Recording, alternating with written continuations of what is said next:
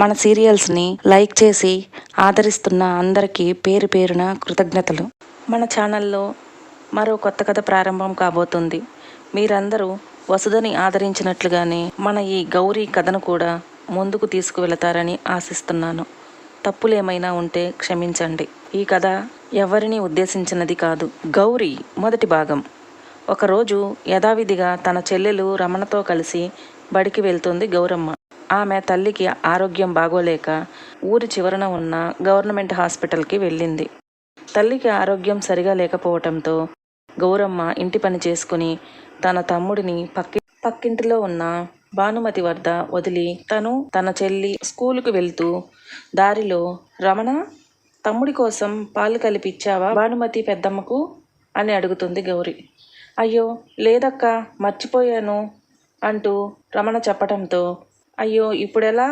పెద్దమ్మ కూడా వాడు తాగేసి ఉంటాడు అనుకుని తమ్ముడికి పాలు పట్టదేమో. సరే పద వెళ్దాం, త్వరగా భానుమతి పెద్దమ్మకు పాల బాటిల్ ఇచ్చేసి వచ్చేద్దాం అంటూ తిరిగి ఇంటికి వెళతారు. ఇంటికి వెళ్ళేసరికి గౌరమ్మకు వారి గుమ్మంలోనే తమ్ముడు ఏడుస్తుంటే, అయ్యో ఏంటి ఇది, ఇక్కడున్నాడు వీడు, అయినా భానుమతి పెద్దమ్మ ఏం చేస్తుంది, వీడెందుకు ఇక్కడికి వచ్చేశాడు అంటూ తన 3 ఏళ్ల తమ్ముడిని అప్పచెప్పి పాలు తీసుకురావటానికి లోపలికి వెళ్తుంది.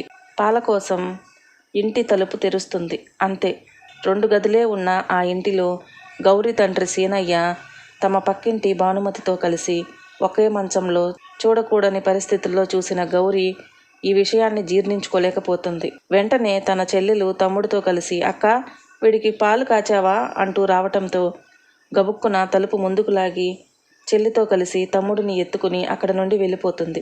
అయితే ఇది గమనించిన తండ్రి సీనయ్య మాత్రం భానుమతితో కొంత సమయం గడిపిన తరువాత ఆమెను పంపించి వేస్తాడు. తండ్రి పరాయి ఆడదానితో గడపటం చూసిన గౌరి మాత్రం ఆ రోజు సాయంత్రం వరకు ఇంటికి వెళ్ళకపోవటంతో సీనయ్య ఆకలి వేస్తే వాళ్లే వస్తారులే అనుకుని బయటకు వెళ్ళిపోతాడు. తండ్రి ఇంట్లో లేడని నిర్ధారించుకున్నాక ఇంటికి వచ్చిన గౌరీ రమణ వారి తమ్ముడిని తల్లికి అప్పగించి చెల్లిని భోజనం చేయమంటుంది. గత కొద్ది రోజులుగా ఊరిలోని వారందరూ సీనయ్య భానుమతి గురించి చెవులు కురుక్కుంటూ ఉండటం గౌరికి తెలిసిన 13 సంవత్సరాల గౌరీ అవేమీ పట్టించుకోలేదు. తన తల్లి మాత్రం, నా మొగుడంటే అందరికీ కుళ్ళు, అందంగా ఉంటాడని, బాగా పనులు చేస్తాడని ఊరందరూ మా ఆయన మీద పడి ఏడుస్తుంటారు అంటూ వారి పైకి యుద్ధానికి వెళ్ళేది అమాయకురాలైన సుబ్బమ్మ మాటలు విని గౌరీ కూడా తన తండ్రి ఎంతో మంచివాడని అనుకుంది. కానీ అంతగా నమ్మిన అమ్మనే నాన్న మోసం చేశాడా అంటూ తలుచుకుని బాధపడుతూ అలాగే బయట వాకిట్లో కూర్చుండిపోయింది. ఇదంతా తెలియని రావణమ్మ మాత్రం ఆకలితో ఉండటం వల్ల భోంచేస్తూ ఉంది. అసలే ఆరోగ్యం బాగోలేని సుబ్బమ్మ అందరూ ఒకేసారి భోంచేస్తే విశ్రాంతి తీసుకోవచ్చు అనుకుని, గౌరీ భోజనానికి రామ్మా అంటుంది.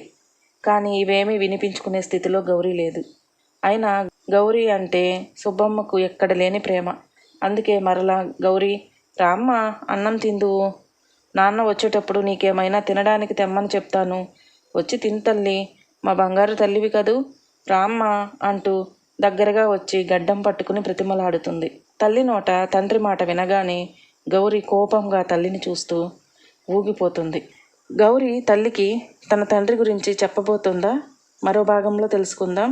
మన వీడియోలు మీకు నచ్చినట్లయితే ప్లీజ్ లైక్ చేయండి, షేర్ చేయండి, సబ్స్క్రైబ్ చేసుకోవటం మాత్రం మర్చిపోకండి. ఆదరిస్తున్న అందరికీ థ్యాంక్ యూ.